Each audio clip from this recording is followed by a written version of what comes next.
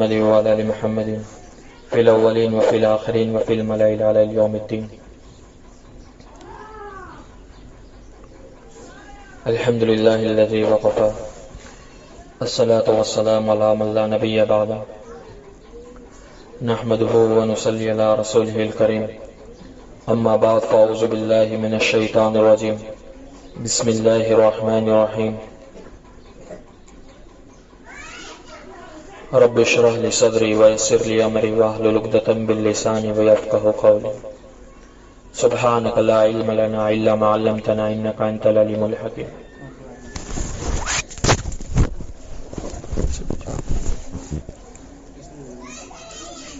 معزز دینی خواتین، میری ماں و بہنوں، اللہ جل جلالہ و نعم علیہ نے انسان کو بڑے مختصر سے زندگی دے کر دنیا میں بھیجا ہے. 60 سال یا 70 سال، اور اس میں بھی یقین ہی نہیں کہ کب موت آ جائے. حضور اقدس صلی اللہ علیہ وسلم نے فرمایا کہ میری امت کی عمر 60 سال یا 70 سال کی ہوگی. تو ہم معاشرے کے اندر اس بات کو دیکھتے ہیں کہ دادا کے کاندھے کے اوپر پوتے کا جنازہ جا رہا ہے، باپ کے کاندھے پہ بیٹے کا جنازہ جا رہا ہے، بڑے بھائی کے کاندھے پہ چھوٹے بھائی کا جنازہ جا رہا ہے.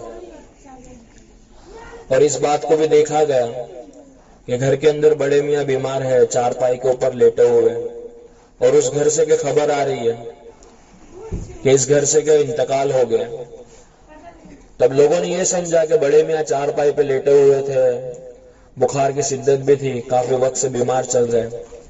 تو لوگوں کو اس بات کا احساس ہوتا ہے، اس بات کا علم ہوتا ہے کہ بھائی خبر سنیے تو ہو سکتا ہے کہ بڑے میاں کا انتقال ہوا ہو. تو جب گھر جا کر دیکھتے ہیں تو پتہ چلتا ہے کہ بڑے میاں تو صحیح سالم لیٹے ہوئے ہیں، اور ان کا جو بیٹا باہر گھومنے کے لیے گیا تھا اس کا ایکسیڈنٹ ہو گیا اور انتقال ہو گیا. تو ہر انسان دنیا کے اندر مرنے کے لیے آیا ہے، چاہے مرد ہو یا عورت ہو، کوئی بھی اس سے باقی نہیں رہنے والا. ہر ایک کو موت آنے والی ہے. قرآن میں صاف طور سے کہہ دیا کل نفس ذائقۃ الموت، کہ ہر جاندار چیز کو موت کا مزہ چکھنا ہے، اور ہر جاندار چیز مرنے کے لیے آئی ہے. تو عقل مند اور ہوشیار شخص وہ ہے جو موت سے پہلے پہلے موت کی تیاری کر لے. اور موت کی تیاری کرنا بڑا آسان. انسان زندگی دین پر گزار دے ہوئے، دین زندگیوں میں آ جاوے اور دین کے اوپر اس کی زندگی چل رہی ہے، چاہے مرد ہو یا عورت ہو، اللہ کامیاب کرے گا. اور دین پر چلنا بڑا آسان. حضور اقدس صلی اللہ علیہ وسلم نے فرمایا میرا دین بڑا آسان ہے. ایک آدمی اپائز ہے، معذور ہے، گاڑی نہیں چلا سکتا مگر دین پر چل سکتا ہے. اندھا آدمی سائیکل نہیں چلا سکتا مگر دین پر چل سکتا ہے. تو چاہے کمزور ہو، طاقتور ہو، معذور ہو، اندھا ہو، بہرا ہو، گنگا ہو، جیسا بھی ہو، وہ معاشرے کے دوسرے کام نہیں کر سکتا مگر دین پر چل سکتا ہے. کیونکہ اللہ کے نبی نے فرمایا کہ دین بڑا آسان ہے. لیکن چونکہ اسے سیکھا نہیں ہے تو چلنا مشکل ہو رہا ہے. ایک آدمی نے جہاز چلانا سیکھا ہے تو اس کے لیے جہاز چلانا آسان ہے. اب اسی آدمی نے سائیکل چلانا سیکھا نہیں ہے تو سائیکل چلانا مشکل ہو گیا. اب چونکہ جہاز چلانا مشکل ہے مگر سیکھا ہوا ہے تو آسان ہو گیا، اور سائیکل چلانا آسان ہے مگر سیکھا نہیں ہے تو مشکل ہو گیا. تو ٹھیک ایسے ہی انسان نے دنیا کے طور طریقے کو سیکھا، معاشرے کو سیکھا، ساری چیزوں کو سیکھا، دین کو نہیں سیکھا تو دنیا کے رسم و رواج پر چلنا آسان ہو گیا. دنیا کی مشکلات والی زندگی کو اختیار کرنا آسان ہو گیا اور دین پر چلنا مشکل ہو گیا. تو میری ماں بہنوں، عقل مندی اسی میں ہے کہ ہم دین کو سیکھیں. اللہ رب العزت نے جو کامیابی کے وعدے رکھے ہیں وہ دین کے اوپر رکھے ہیں.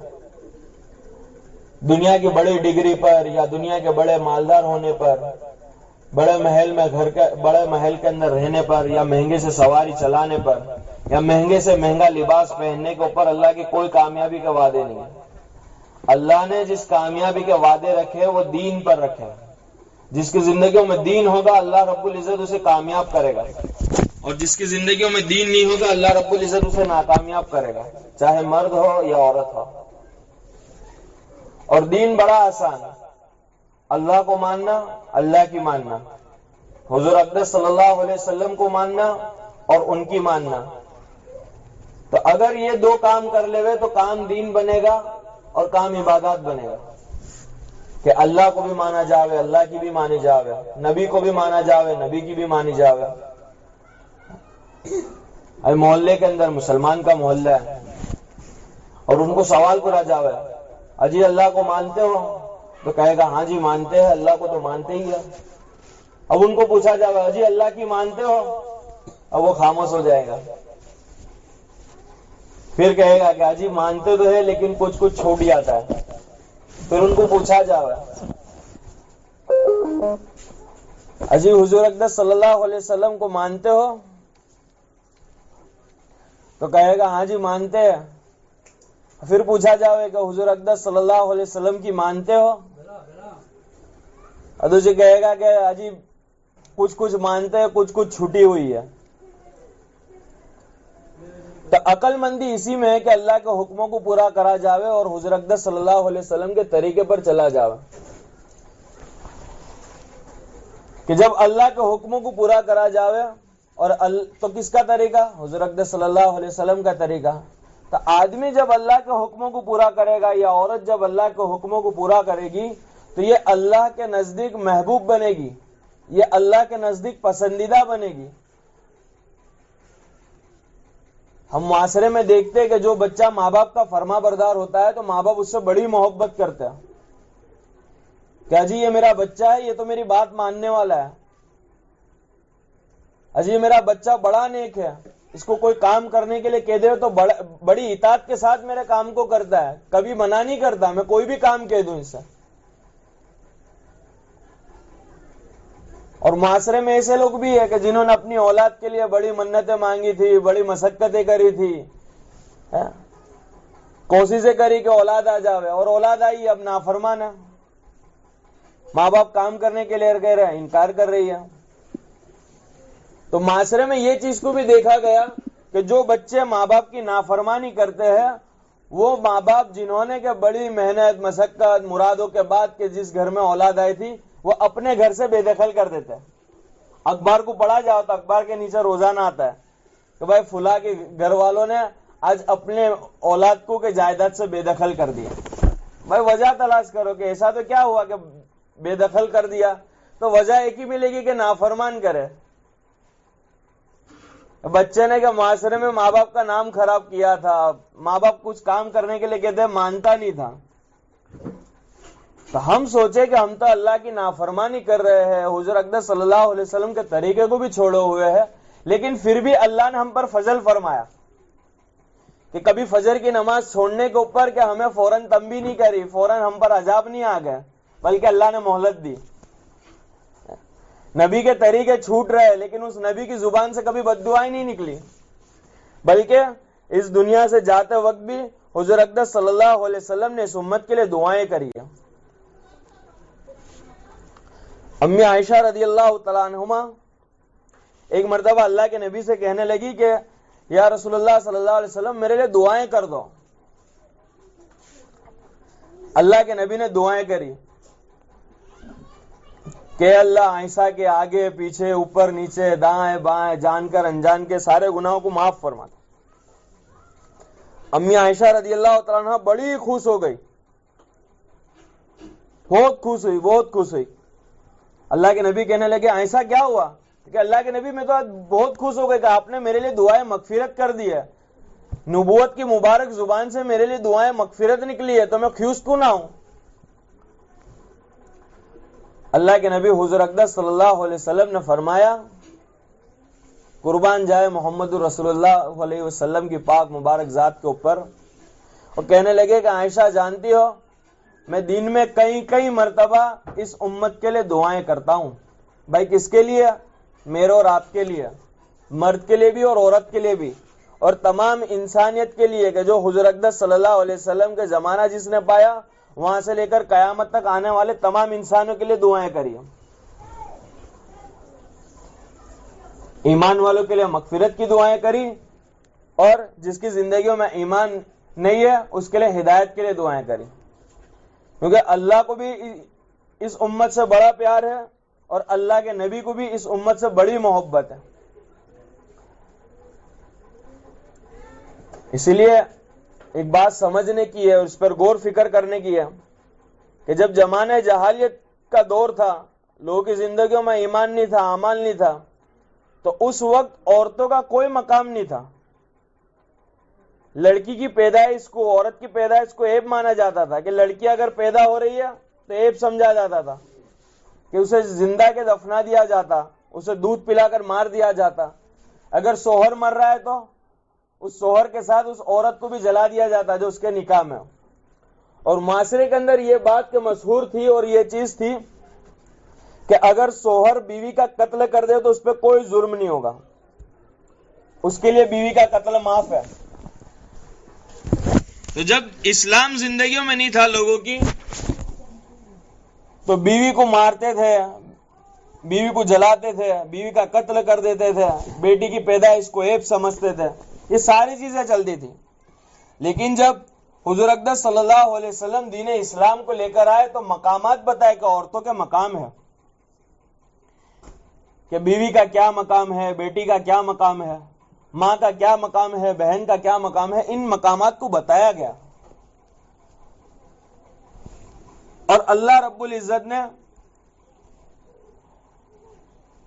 عورتوں کی قربانیوں کی بڑی قدر کری ہے، کہ ہر زمانے کے اندر عورتوں کی قربانی کی اللہ رب العزت نے قدر کری ہے۔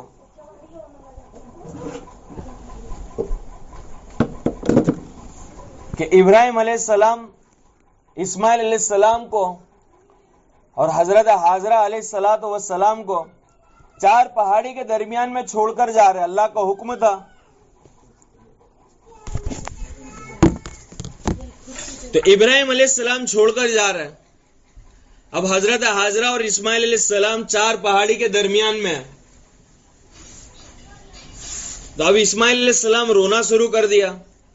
تو حضرت حاجرہ کبھی صفا پہ جا رہی ہے تو کبھی مروہ پہ جا رہی ہے، اور تقریباً 7 چکر لگائے، اور جہاں پہ اندیشہ ہوتا وہاں پہ تھوڑا تیز دوڑتی، کبھی قافلے کو دیکھنے کے لیے تھوڑا تیز دوڑتی، پھر خیال ہوتا کہ ہو سکتا ہے کہ کوئی جنگلی جانور یا کوئی تکلیف دینے والی چیز کے بیٹے اسماعیل کے پاس نہ آ جاوے، اس کے لیے دوبارہ پھر آتی، اور پھر خیال ہوتا ہے کہ تھوڑا تیزی سے، تو کچھ جگہ پر بھاگتی۔ تو اللہ رب العزت کو یہ عورت کی قربانی اتنی پسند آئی کہ قیامت تک آنے والے انسان کے لیے صفا مروہ کی صحیح کو واجب کر دیا۔ اگر عمرہ کرنے جاوے تب بھی صفا مروہ کی صحیح کے بغیر عمرہ نہ ہوگا، حج کے لیے جاؤ تب بھی صفا مروہ کی صحیح کرنی پڑے گی۔ تو اللہ رب العزت نے عورتوں کی قربانی کی قدر کری ہے۔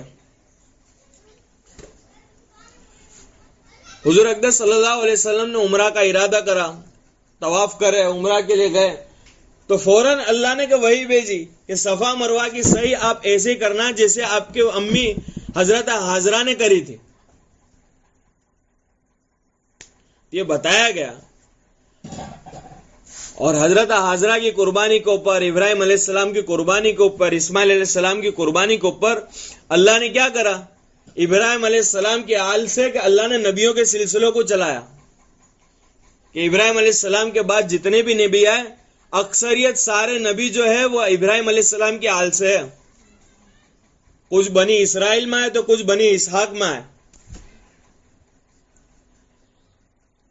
سارے نبیوں کی پیدائش ابراہیم علیہ السلام کے آل سے۔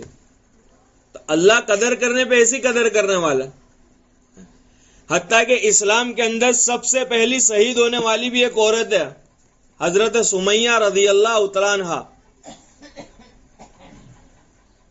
کہ ضعیف تھی، بوڑھی تھی، کمزور تھی، لیکن زندگیوں میں ایمان تھا، اعمال تھے۔ تو ابو جہل ملعون نے یہ بھی خیال نہ کرا کہ یہ تو بوڑھی ہے، ضعیف ہے، ایک برچھا لیا اور ان کے جسم پر مار کر ان کو شہید کر دیا۔ تو اسلام میں سب سے پہلے شہید ہونے والی ایک عورت حضرت سمیہ ہے۔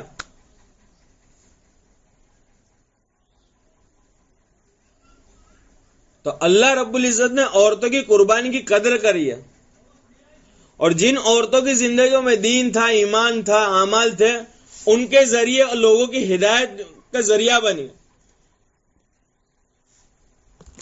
حضرت عمر رضی اللہ تعالیٰ عنہ ایمان نہیں لائے تھا، تو مشرکین مکہ نے کا مشورہ کرا کہ نعوذ باللہ اللہ کے نبی کا کہ قتل کیا جاؤ. تو یہ بات مشہور ہو رہی تھی کہ ان کا اللہ کے نبی کا قتل کرے گا کون، نعوذ باللہ. تو حضرت عمر اس وقت ایمان نہیں لائے تھے، کھڑے ہوئے کہ میں نعوذ باللہ قتل کروں گا. تو کہ بے شک تم ہی کر سکتے ہو. اب یہ قتل کے ارادے سے جا رہے، راستے میں ایک صحابی ملے کہ کہاں جا رہے ہو؟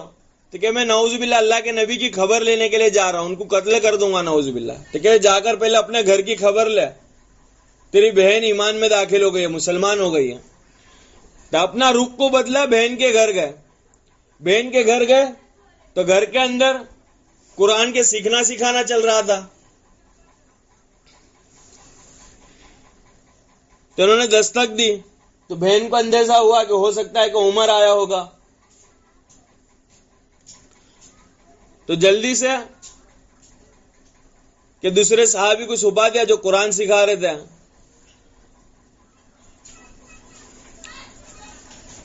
تو ام جمیل سامنے آئی تو حضرت عمر نے کہ ان کو تھپڑ مارا اور مارنا شروع کرا. یہ چلتا رہا، حالانکہ وہ زخمی ہو گئی، لہو لہان ہو گئی.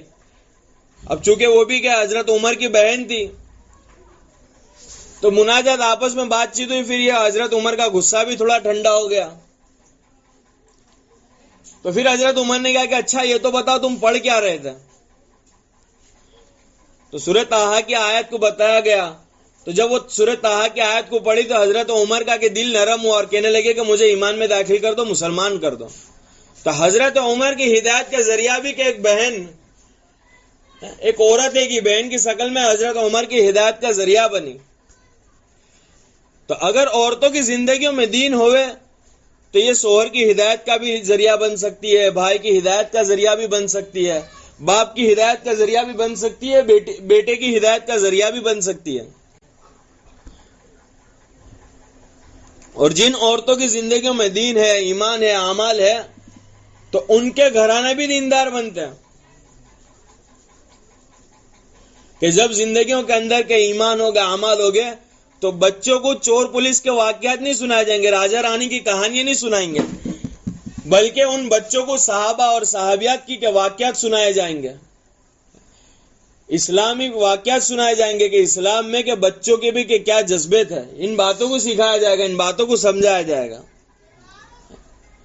تو ہمارے گھر کا جو ماحول بنے گا وہ تعلیم کے راستے سے بنے گا کہ فضائل اعمال کی تعلیم جب گھروں کے اندر کریں گے تو صحابہ کے واقعات آئیں گے، صحابیہ کے واقعات آئیں گے، بنات طیبات کے واقعات، ازواج مطہرات کے واقعات، چھوٹے چھوٹے بچے جو صحابہ اللہ کے نبی کے زمانے کے اندر کے دین کی خاطر کے کیا جذبے تھے.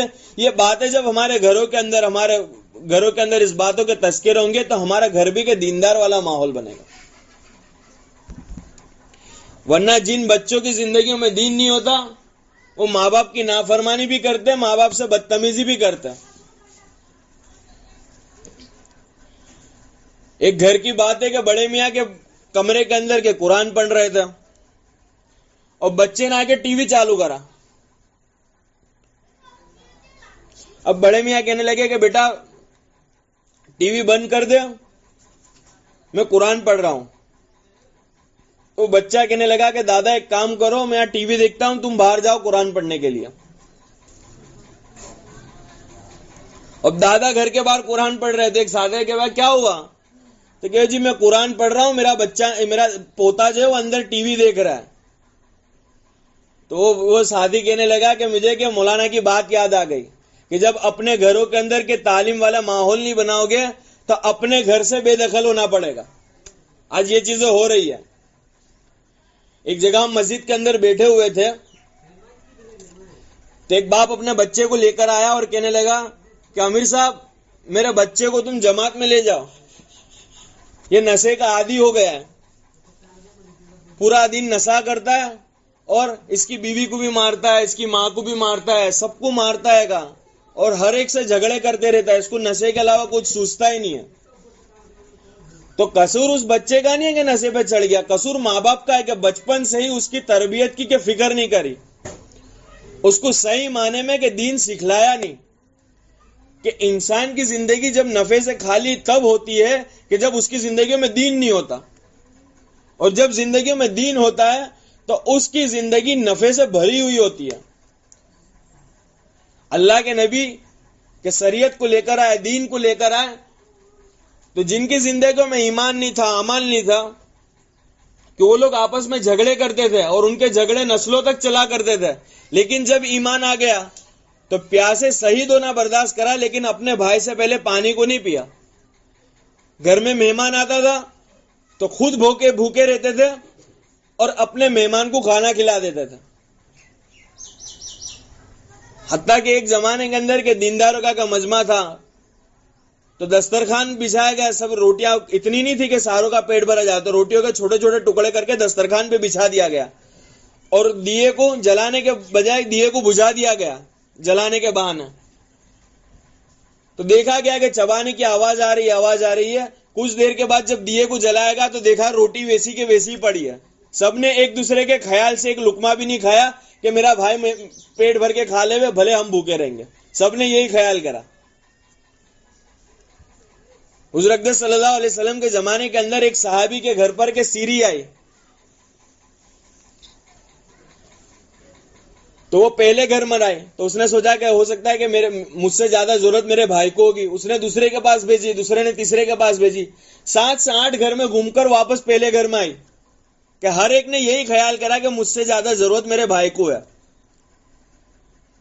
تو زندگی میں دین تھا تو یہ خیالات تھے, اور جب زندگی میں دین نہیں ہے تو بھائی بھائی سے بات کرنے تیار نہیں, بیٹا باپ سے بات کرنے تیار نہیں, ہر ایک کو حق تلفی کی جا رہی ہے, ہر ایک کے حقوں کو مارا جا رہا ہے, محبت کی جگہ پہ نفرت کی جا رہی ہے. بھائی وجہ کیا ہے؟ زندگیوں سے دین نکلا ہوا ہے. تو جب زندگیوں میں دین آئے گا, ایمان آئے گا, عمل آئے گا, تو ایک دوسرے کے لیے ہمدردی آئے گی, ایک دوسرے کی فکر پیدا ہوگی, ایک دوسرے کا خیال کرنے والے بنیں گے, اور ایک دوسرے کی ضروریات کو, ہماری ضروریات کے اوپر دوسرے کی ضروریات کو ہم ترجیح دینے والے بنیں گے. یہ ساری چیزیں کب ہوگی؟ زندگیوں میں جب دین آئے گا. اور دین ایسے ہی نہیں آ جائے گا. آدمی سوچے کہ میں سبزی خریدنے جاتا ہوں تو سبزی خریدنے کے لیے بھی جان بھی لگانی پڑ رہی ہے, مال بھی لگانا پڑ رہا ہے, وقت بھی لگانا پڑ رہا ہے, تب جا کے گھر میں سبزی آتی ہے. تو ہم بغیر سیکھے, بغیر جان لگائے, بغیر مال لگائے, بغیر وقت لگائے ہم دین کو کیسے لائیں گے؟ اور ہم مسلمان بن گئے, یہ اتفاقاً نہیں ہوا کہ ہماری زندگیوں میں کہ اللہ نے جو بھی ٹوٹے پھوٹے اعمال دے دیے, دین دے دیا, یہ ایسے ہی نہیں ہو گیا کہ بھائی معاشرہ چل رہا تھا, کچھ لوگ مسلمان تھے, کچھ لوگ غیر ایمان والے تھے, تو ہم مسلمان کے گھر میں پیدا ہوئے تو مسلمان ہو گئے, دوسرے غیر ایمان والے کے گھر میں پیدا ہوئے تو وہ غیر ایمان والے بن گئے. ایسا نہیں ہوا, بلکہ ہمارے تک جو دین آئے بڑی قربانیوں کے بعد ہے. اور دین کے لیے اللہ نے کیسا سلسلے کو چلایا؟ آدم علیہ السلام سے لے کر حضور اقدس صلی اللہ علیہ وسلم تک 1.25 لاکھ انبیاء علیہ الصلوۃ والسلام کے سلسلے کو چلایا. اب اللہ کے نبی کے بعد حضرت محمد مصطفیٰ صلی اللہ علیہ وسلم کے بعد کوئی نبی نہیں آنے والا, تو نبوت والی ذمہ داری امت کو دی گئی ختم نبوت کے صدقے میں, کہ ہر ایمان والا, بسنے والے تمام انسانیت کا کہ ذمہ داری کہ اسے جہنم کی آگ سے بچا کر جنت تک لے جانا. اسی لیے قرآن میں کہہ دیا کہ اپنے آپ کو اور اپنے اہل و عیال کو, یعنی گھر والوں کو جہنم کی آگ سے بچاؤ. کو انفسکم و اہلکم نارا. تو ہمارے گھر کے لوگ جہنم کی آگ سے کیسے بچیں گے؟ کہ جب ان کی زندگیوں میں دین آئے گا. اور دین کیسا آئے گا؟ جب دین کی باتوں کو سکھایا جاوے, دین کی باتوں کو سمجھایا جاوے, تب جا کر کے ان کی زندگیوں میں کہ دین آئے گا. تو فضائل اعمال کی تعلیم جب ہوگی تو گھروں کے اندر کے ان واقعات کو, صحابہ کے واقعات جب سامنے آئیں گے, صحابیات کے واقعات جب سامنے آئیں گے, بنات طیبات, ازواج و مطہرات کی زندگی جب سامنے آئے گی تو شوق پیدا ہوگا. فضائل کی کتاب کے ذریعے جب نماز کے باب کو پڑھایا جائے گا تو نماز کے اوپر اللہ کیا دینے والا ہے, تو اس کا شوق پیدا ہوگا, تو انسان کی زندگی نماز کے اوپر کھڑی ہوگی. گھر کی عورتیں بھی نماز پڑھنے والی بنے گی, گھر کے مرد بھی نماز پڑھنے والے بنیں گے, حتیٰ کہ گھر کے بچے بھی نماز پڑھنے والے بنیں گے. بچہ جو ہوتا ہے وہ بڑوں کو دیکھ کر سیکھتا ہے, اگر گھر کے بڑے کہ نمازی ہوں گے تو بچے خود بخود نمازی بنیں گے، اور گھر کے بڑے کہ بے نمازی ہوں گے تو پھر بچوں کو نماز کی کتنی بھی تاکید کر لو بچے بے نمازی رہیں گے۔ اور بعض گھروں میں تو یہ بھی چیز دیکھی گئی کہ بچوں کو نماز کے لیے بھیجتے تو کہتے ابا تم تو جاتے نہیں، ہمیں نماز کے لیے کہتے ہو۔ اور دعوت کا اثر بھی اسی وقت ہوتا ہے کہ جب انسان کی زندگی کے اندر خود کے اندر اعمال ہو۔ تو ہماری زندگی کے اندر بھی جب نماز آ جائے گی تو لوگوں کو نماز کی ترغیب دیں گے، لوگوں کو نماز کی دعوت دیں گے، تو وہ بھی نماز پڑھنے والا بنے گا۔ تو نماز کے اوپر اللہ کیا دے گا، یہ ساری چیزیں فضائل اعمال کے ذریعے ہمیں پتہ چلے گی کہ 5 وقت کی نماز پڑھو گے اللہ 5 انعامات دے گا۔ سب سے پہلے اللہ روزی کی تنگی کو دور کر دے گا، دوسرے نمبر کے قبر کے عذاب کو دور کر دے گا، تیسرے نمبر پہ پل صراط کا راستہ بجلی کی طرح پار کرائے گا، چوتھے نمبر پہ نامہ عمل سیدھات میں ملے گا، اور 5ویں نمبر پہ کہ اللہ بغیر حساب کتاب کے جنت میں داخل کرے گا۔ تو اتنے بڑے انعامات۔ روزی میں کیا آتا ہے؟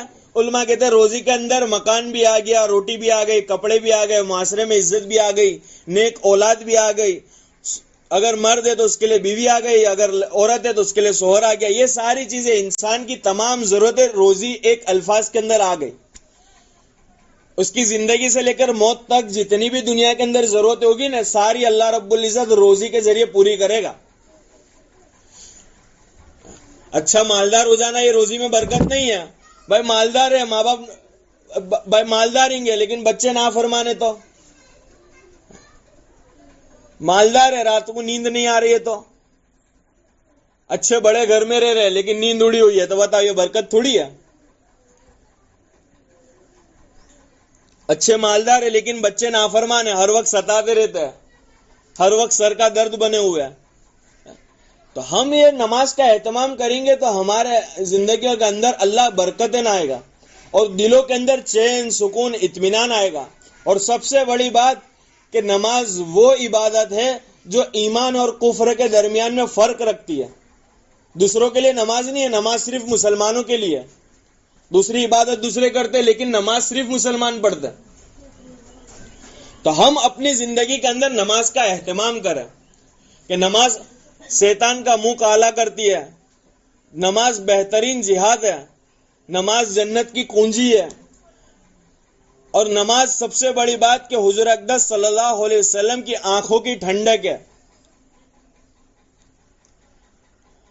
تو ہمیں بھی چاہیے کہ ہم 5 وقت کی نماز کا اہتمام کریں تاکہ حضرت محمد رسول اللہ صلی اللہ علیہ وسلم کی آنکھوں کی ٹھنڈک بنے۔ ہم سوچیں کہ ہمارے نامہ عمل ہفتے میں 2 مرتبہ جمعرات کے دن اور پیر کے دن اللہ کے نبی کے پاس جاتے ہیں، تو ہم اگر بے نمازی ہوں گے تو نماز کے بغیر والا عمل جاتے ہوں گے کہ فلاں ابن فلاں بے نمازی ہے۔ ہم نماز پڑھتے ہوں گے تو عمل جائیں گے فلاں ابن فلاں 5 وقت کا نمازی ہے۔ تو ہم اپنی زندگی میں نماز کا اہتمام کریں، سارے کریں گے نا انشاءاللہ۔ تو ہم اپنی زندگی میں 5 وقت کی نماز کا اہتمام کریں، اور دوسرے نمبر پہ ہم پردے کا اہتمام کریں کہ پردہ بہت ضروری ہے۔ اب دیکھو فروٹ کے اوپر بھی اللہ نے پردے کو لگا، سبزی کے اوپر بھی اللہ نے پردے کو رکھا، کیلے کا چھلکا بھی پردہ ہے، سفرجن کا چھلکا بھی پردہ ہے، آم کا چھلکا بھی پردہ ہے۔ اگر یہ چھلکے بغیر کے پھل اگر کوئی ریڑھی لے کر کھڑا ہو تو کوئی خریدنا پسند نہیں کرے گا۔ اگر کیلے لینے کے لیے گئے، کیلے کے اوپر چھلکے ہی نہیں ہے، تو بتاؤ کوئی کیلے خریدے گا؟ اجی کیلے پہ تو مکھیاں بھی بیٹھی ہوئی ہے، کیلے تو خراب ہے، بھائی چھلکے نہیں، ہم خریدیں گے نہیں۔ آم لینے کے لیے گئے، آم کا چھلکا ہی نہیں ہے، تب اس پہ مٹی بھی لگے گی، مکھیاں بھی بیٹھے گی، کیڑے مکوڑے بھی پھریں گے، اور وہ پورا پھل کے گندا ہو جائے گا، آم کے گندا ہو جائے گا، تو کوئی خریدنا پسند نہیں کرے گا۔ تو پردے کی مثال جس طریقے سے سبزی اور پھلوں کے اوپر چھلکا ایک پردہ ہے، اسی طریقے سے عورت کے لیے پردے کو فرض قرار دیا۔ آدم علیہ السلام کو جب بنایا تو فرشتوں نے دیکھا کہ ہاں آدم علیہ السلام کو ایسے بنایا، لیکن ماں ہوا کو جب بنایا اللہ رب العزت نے تو پردے کے اندر بنایا، اللہ ہی جانتا ہے کیسا بنایا۔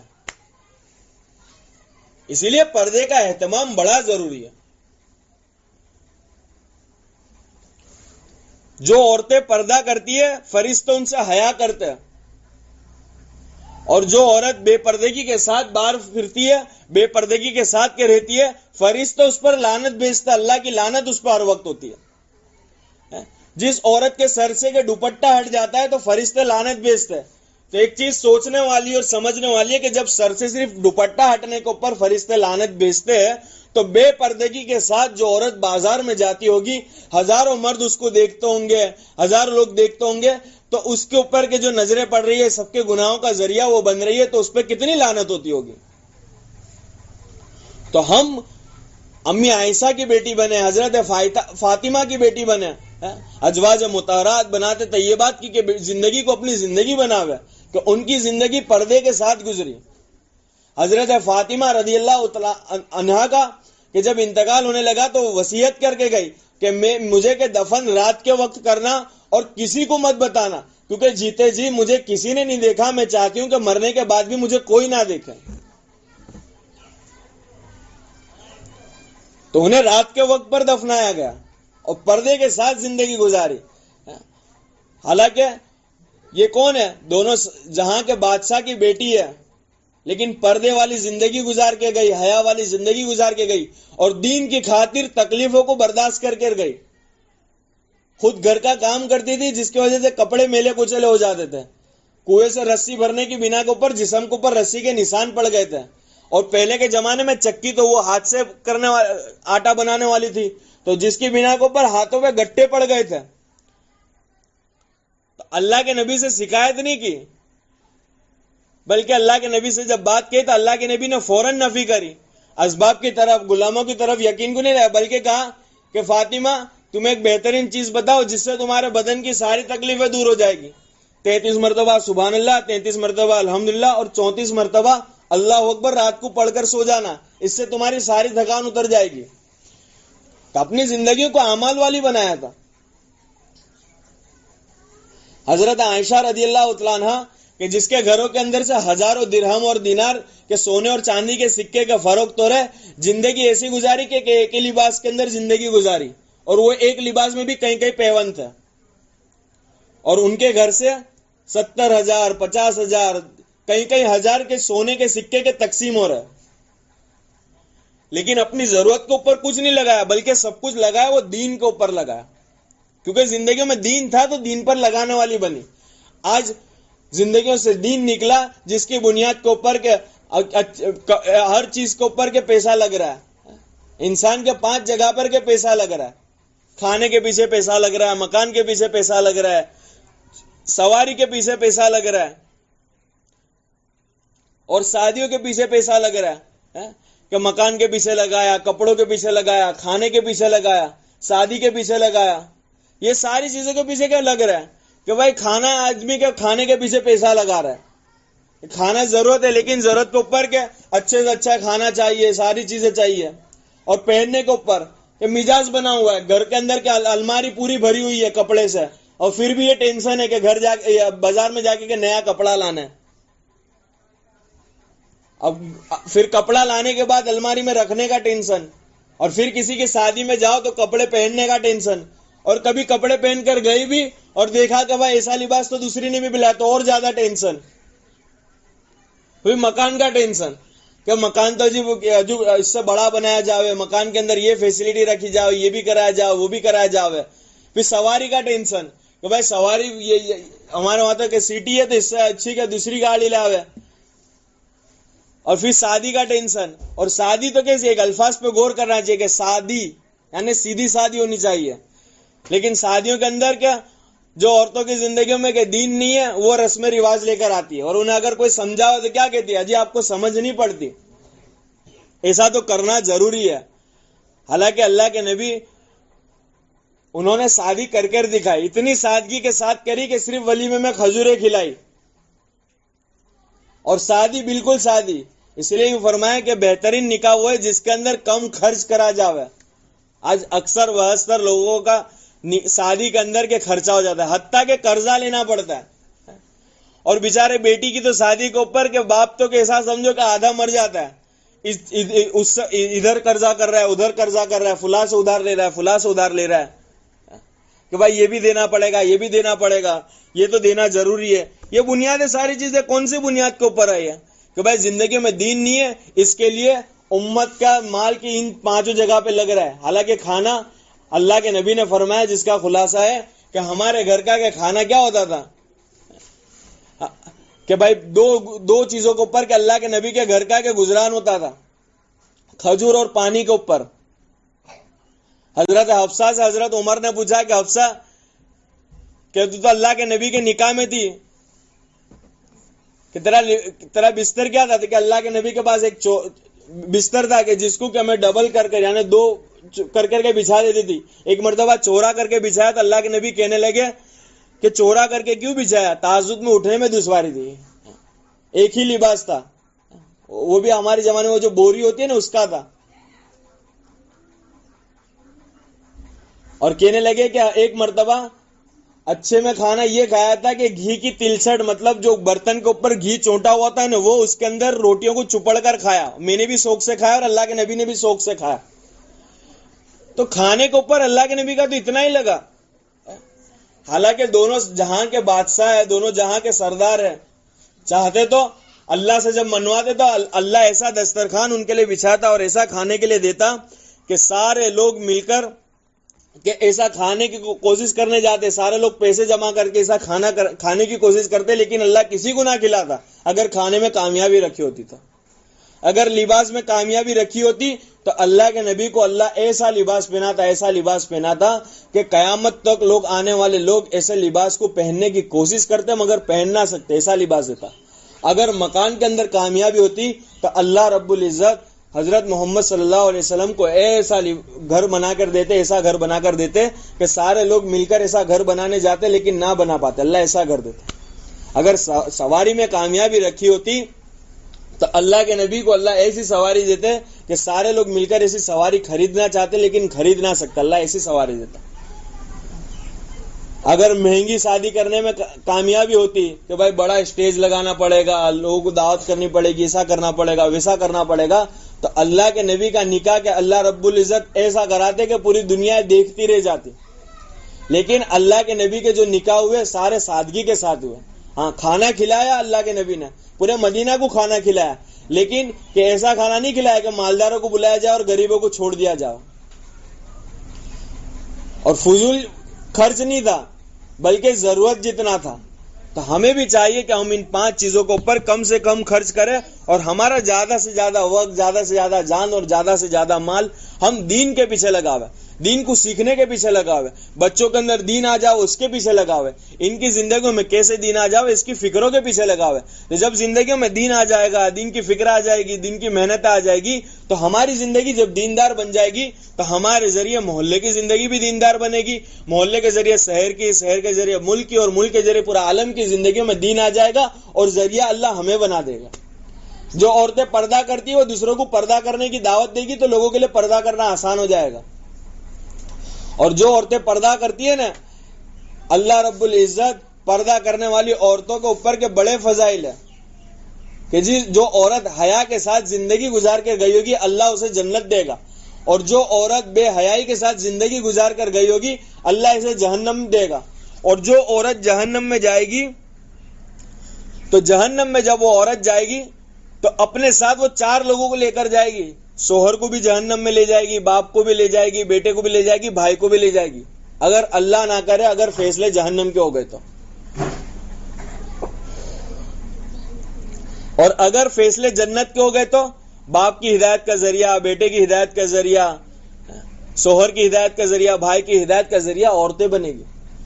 کہ جب مردوں کی تشکیل کرتے ہیں نا تو اکثر بہستر رکاوٹ کہ عورتیں بنتی ہے کہ بھائی ابھی تو جا نہیں سکتے، گھر کا دیکھے گا کون، گھر میں کام گھر کے اندر کا گھر کا پورا کون کرے گا، ابھی جماعت میں مت جاؤ، ایسی رکاوٹیں بنتی ہے. اور جو عورتیں دیندار ہیں نا وہ ترغیب دیتی ہے. اللہ کے نبی کے زمانے کے اندر عبداللہ ابن جموع جن کی بیوی حضرت ہندہ رضی اللہ تعالیٰ عنہ اپنے شوہر جو معذور تھے، عبداللہ ابن جموع کے پیر سے معذور تھے، ایک پیر سے معذور تھے، تو انہیں ترغیب دے رہی ہے کہ لوگوں کے شوہر تو اللہ کے راستے میں جا رہے اور تم گھر بیٹھے ہو. تو عورت نے ذہن بنایا تو یہ عبداللہ ابن جموع کہ اللہ کے راستے میں گئے حتیٰ کہ شہید ہو گئے، اور یہ ہندہ کے بیٹے بھی شہید ہوئے، بھائی بھی شہید ہوا. تو جب خبر پڑی کہ شوہر کا بھی انتقال، شہید ہو گئے، بیٹا بھی شہید ہو گیا، بھائی بھی شہید ہو گیا، تو کہنے لگی کہ یہ سب چھوڑو، پہلے یہ بتاؤ اللہ کے نبی حضرت محمد صلی اللہ علیہ وسلم تو خیر و عافیت سے ہے نا؟ تو کہاں کہ ہاں وہ خیر و عافیت سے ہے. تو کہ جب اللہ کے نبی خیر و عافیت سے تو مجھے اس کی کوئی پرواہ نہیں کہ میرا بیٹا بھی شہید ہو گیا، کہ بھائی بھی شہید ہو گیا، شوہر بھی شہید ہو گیا، بلکہ میں تو خوش نصیب ہوں کہ میں وہ مبارک عورت ہوں کہ جس کا بھائی بھی، بیٹا بھی اور شوہر بھی کہ اللہ کے راستے میں شہید ہوا. تو یہ جذبے بنے. یہ جذبے کب بنے؟ کہ جب ان عورتوں کی زندگیوں کے اندر کے دین آیا. جب زندگیوں میں دین آ جائے گا تو اللہ رب العزت سے ہم لینے والے بنے گے. اللہ نے عورتوں کے اندر کے صفات کو رکھا ہے کہ عورتیں صبر بھی کرنے والی ہے، عورتیں اللہ سے لینے والی بھی ہے، اور عورتیں عبادت کرنے والی بھی ہے. کہ مرد کے بالمقابل میں عورتیں زیادہ عبادت کرتی ہے، مرد کے بالمقابل میں عورتیں زیادہ صبر کرتی ہے، مرد کے بالمقابل میں عورتیں اللہ سے زیادہ منواتی ہے.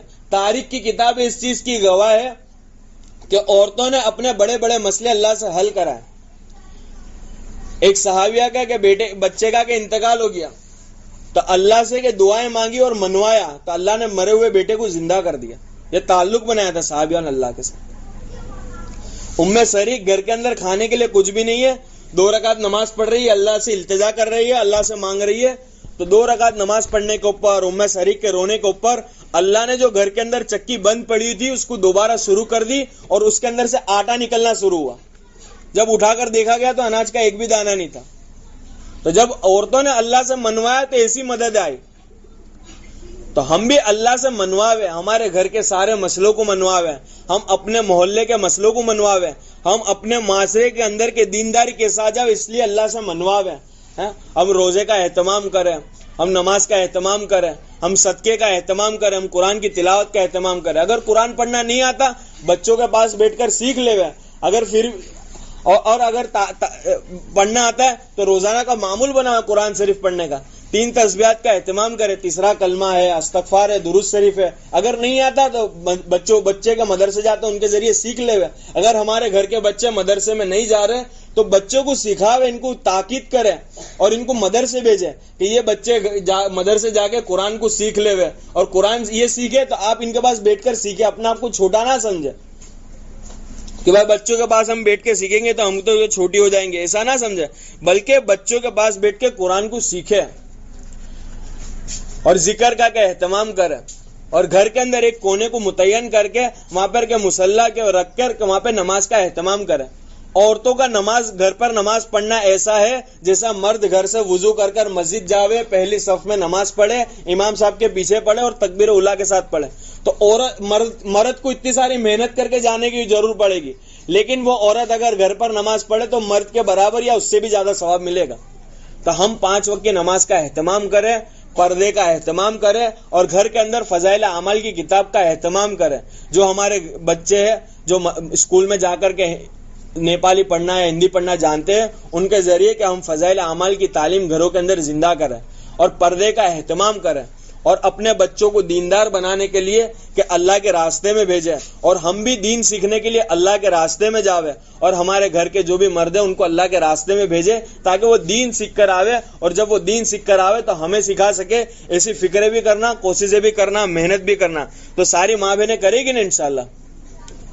تو اس کا اہتمام کریں، تعلیم کا اہتمام کرنا ہے، 5 وقت کی نماز کا اہتمام کرنا ہے، پردے کا اہتمام کرنا ہے اور اپنے بچوں کو مدرسے بھیجنے کا اہتمام کرنا ہے. اور جو ہمارے گھر کے مرد حضرات ہیں ان کو اللہ کے راستے میں بھیجنا ہے اور ان کو ترغیب دے کر ہمیں بھی اللہ کے راستے میں وقت لگانا ہے. تو ساری ماں بہنیں اس کی فکر کرے گی نا. اللہ تعالیٰ کہنے سننے سے